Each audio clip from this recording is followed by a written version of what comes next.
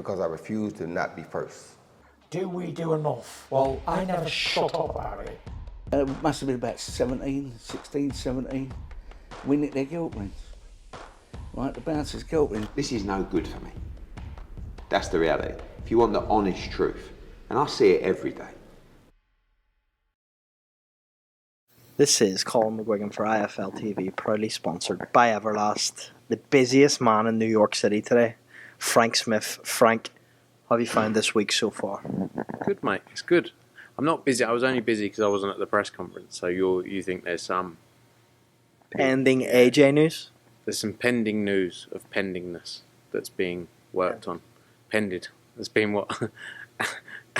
Perhended. Yeah. So I don't really add anything at those things. Yeah, to be honest, you don't, but I think you're the face that's always there, and at times you've had to step up into that position, so maybe we'll see you up there on the floor again soon. Yeah, but I had my understudy there today. It's a bit like a theatre show in the West End. When there's two acts and you turn up and you go, oh, maybe that's what happens actually. No, that's what happens when fighters turn up and they go, we got him, like that, and they go, oh. But at least when I'm there, I give him more chance to talk because most of the time I'm just shaking, so nervous. Tony Bellew today has called out Rosansky, the Bridgerweight champion, after I interviewed with Edward, so you're the first man that I can speak to about this. Is this something that's being worked on, has been worked on? We've had some discussions. I actually think Tony Bellew beats Rosansky, but I don't think it's too realistic. But what is Bellew now, 40? I think he wants to make a magical comeback, become a two-weight world champion, Bridgerweight world champion. But let's see. He's probably a bit bored today, so I wanted to get something out there.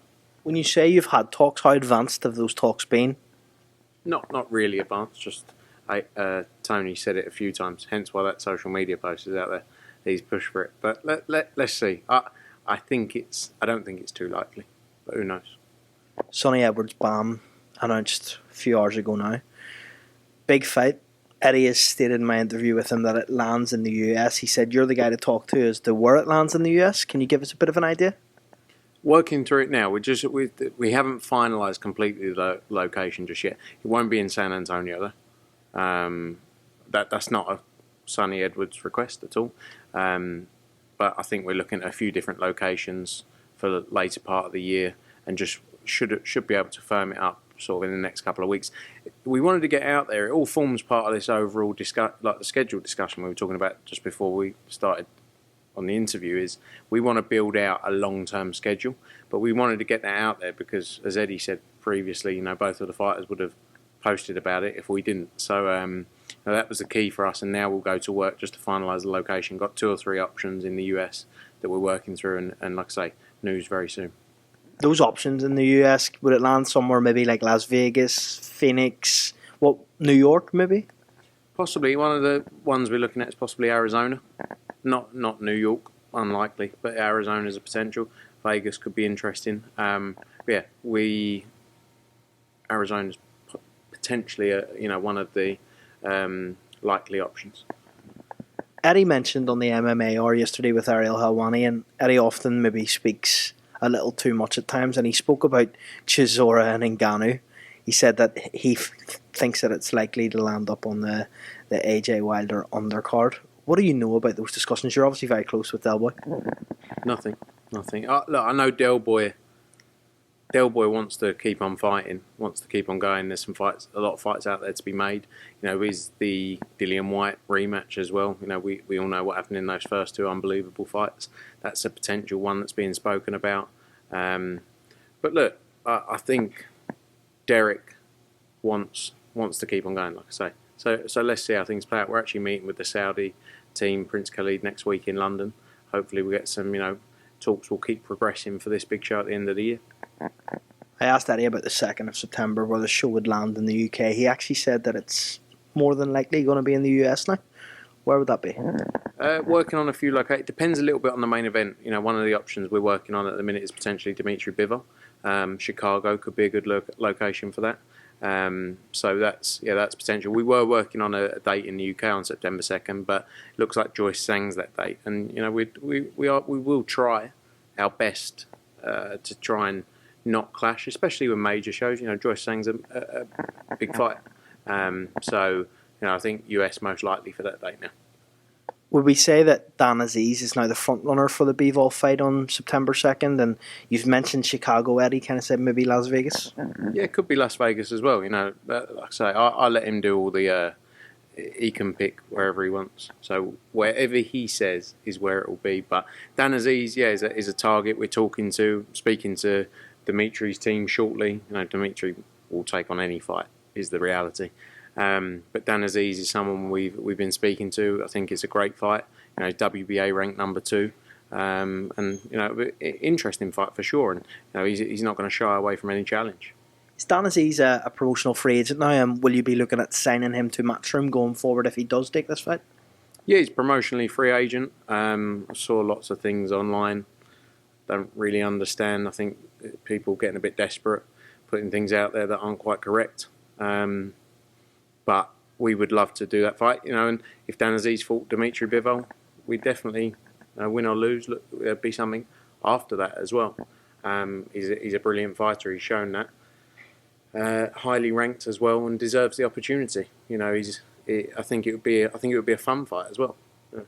Is it fair to say then that the Dan Aziz and Joshua Buatsi fight that's been spoke about isn't actually done through your discussions with Dan Aziz? Yeah, I believe it's not that. Also, if you look at the WBA's website, it hasn't been ordered. It doesn't make any sense.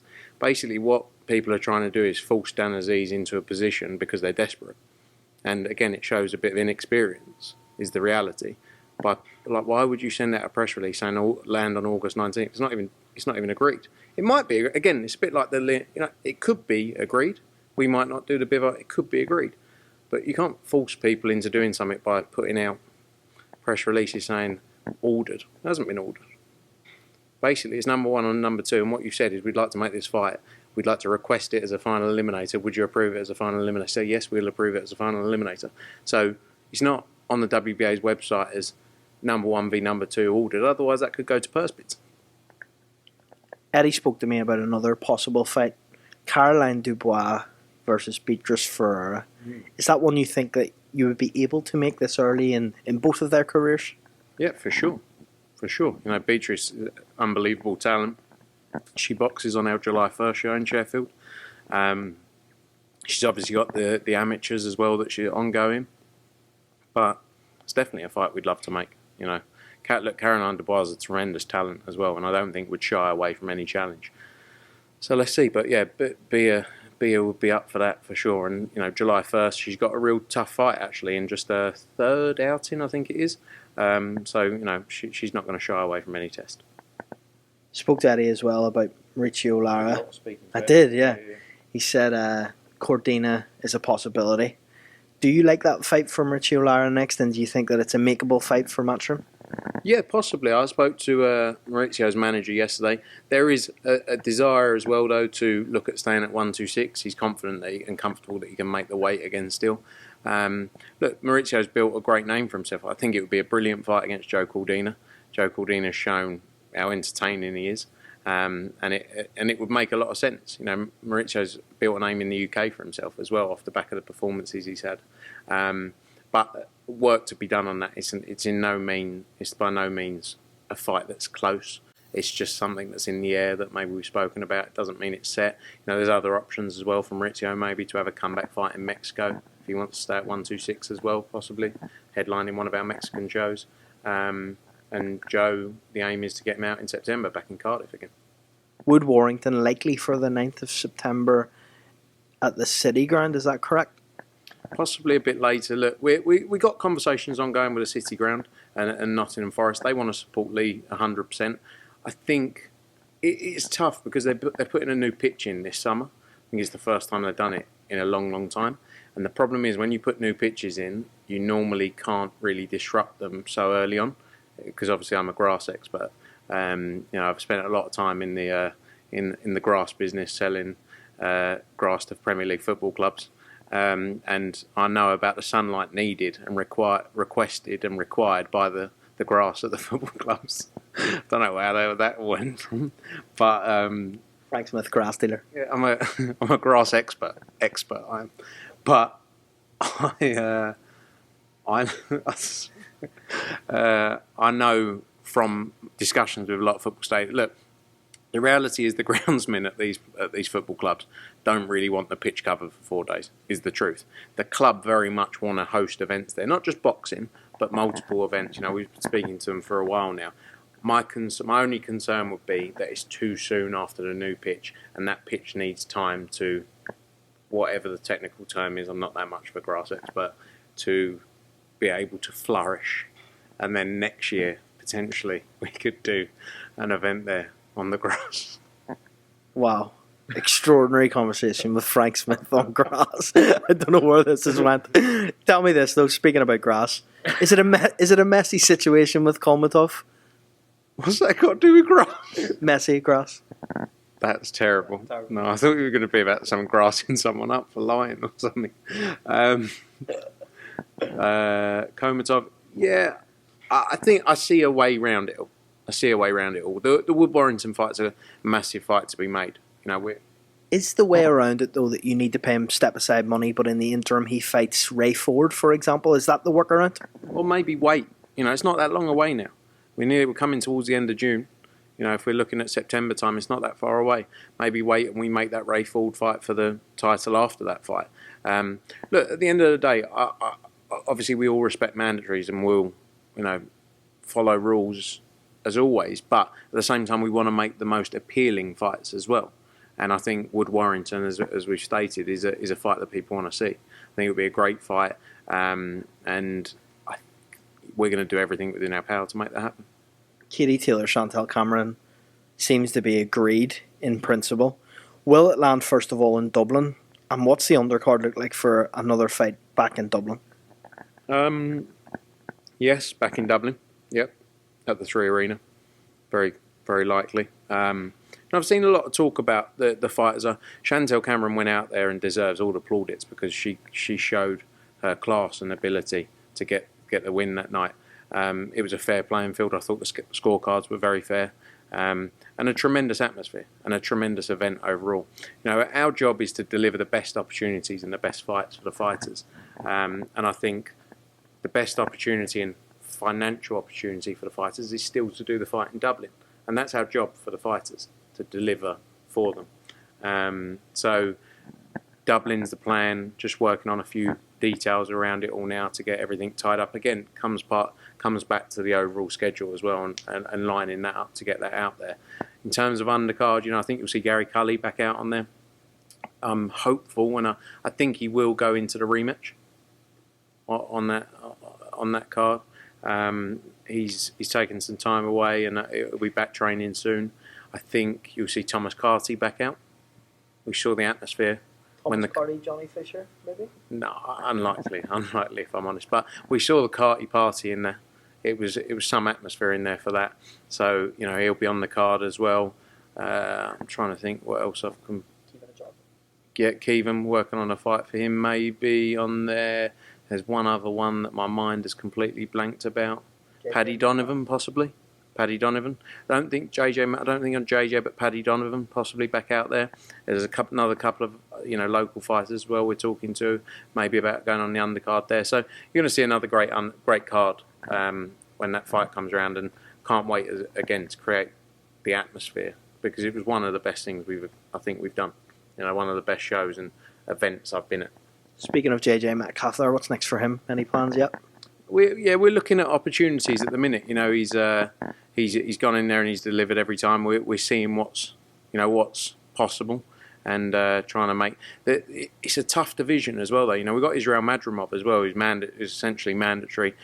It's all been very slowed up with the injuries to Charlo.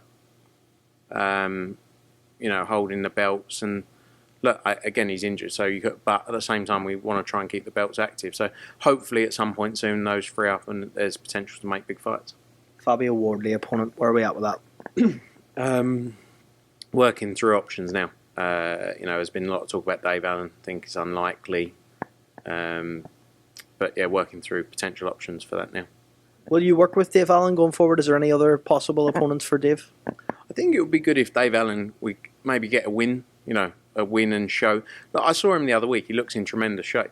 He looks and seems the best he's seemed in a long time. You know, we worked with him for a long time, but seeing him and speaking to him, he seems to be on good form and training hard. So maybe get another win somewhere and go from there. But, you know, not writing it off completely, but I think unlikely for Fabio. Last one. Sorry, I've drunk about 8 litres of water. Yeah? Last one from me, right?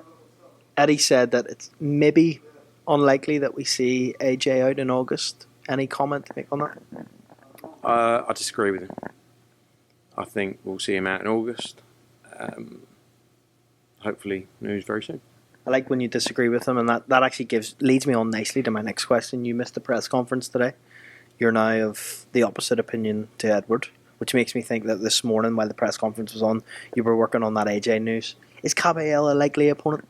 He's in a list of names we're going back and forward on now. You know, working with the team, working through. I missed the press. To be honest, I was working on the AJ stuff, but I'm working on a load of different stuff up until the end of December. I'm much more used behind a laptop on an Excel spreadsheet than at a press conference talking to people. So I'm good when I get to focus on what I'm good at. But I like disagreeing every now and then because all the comments are, oh, he's just a little miniature Eddie Hearn, isn't he? It's either, what I don't get, the comments are either he's really monotone and boring. That's fine. Don't care, honestly, if that's what you think. Perfect.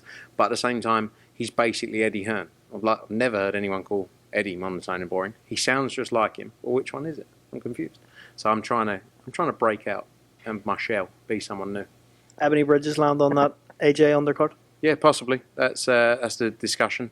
Lots of fights working out for that card as well. Got a busy few months of shows and fight cards. So yeah, just working out where everyone slots in. Well, Frank, thank you very much for letting me pick your brain here. We'll get on that Instagram game again tomorrow. Appreciate it. Thank you, Colin.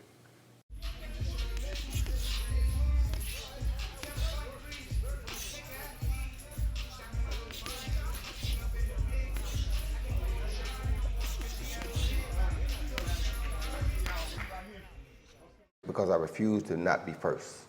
Do we do enough? Well, I never shut up, Harry. It must have been about 16, 17. We nicked their guilt rings. Right, the bouncer's guilt rings. This is no good for me. That's the reality. If you want the honest truth, and I see it every day,